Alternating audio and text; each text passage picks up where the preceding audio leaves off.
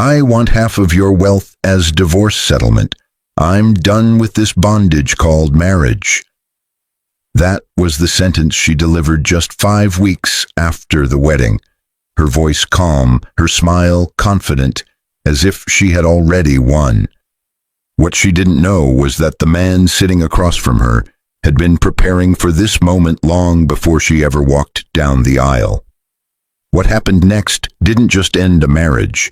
It destroyed an illusion and rewrote the rules of power, trust, and consequences.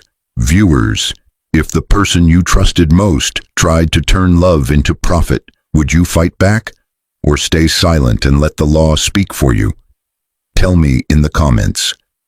In the heart of Maple Heights, a polished urban city where ambition lived behind glass walls and quiet wealth never announced itself, people believed they had witnessed a modern miracle.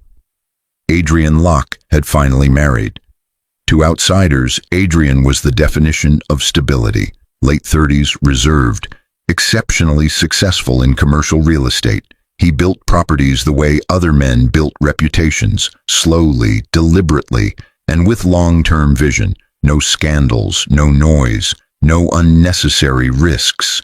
In a city addicted to flash, Adrian moved with restraint, and that restraint made people curious. When news broke that he had married Josephine Harper, curiosity turned into fascination. Josephine was the kind of woman who never entered a room unnoticed, not because she demanded attention, but because she expected it. She spoke about freedom the way others spoke about faith. She believed life was meant to be experienced, not endured. Travel, luxury, self-expression, those words lived comfortably on her tongue. Together they looked perfect. Their wedding wasn't excessive, yet it was unforgettable. Clean lines, soft city lights, a rooftop ceremony overlooking the skyline. No wasted extravagance, just elegance. When Josephine laughed during her vows, guests smiled. It sounded like joy. It sounded like certainty. Adrian believed it was. The first week of marriage unfolded like a promise fulfilled. Josephine explored their penthouse with bright curiosity, posting tasteful photos, praising the view, telling friends she finally felt settled. Adrian watched her with quiet contentment. He had spent years building wealth, but he believed partnership was the real investment. By the second week, the questions began. "Why do you plan everything?" Josephine asked one morning, flipping through his neatly arranged calendar. "Because planning gives me peace," Adrian replied calmly. She smiled, but it didn't reach her eyes. The third week introduced tension disguised as humor. Josephine joked about feeling boxed in, about marriage being more serious than she expected. Adrian listened. He always listened. He believed communication solved most problems. What he didn't say out loud, but noted internally, was how often Josephine mentioned her former life.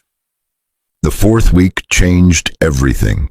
She stayed out later. Her phone never left her hand. Conversations became shorter. Laughter felt borrowed. When Adrian asked if something was wrong, she waved it away.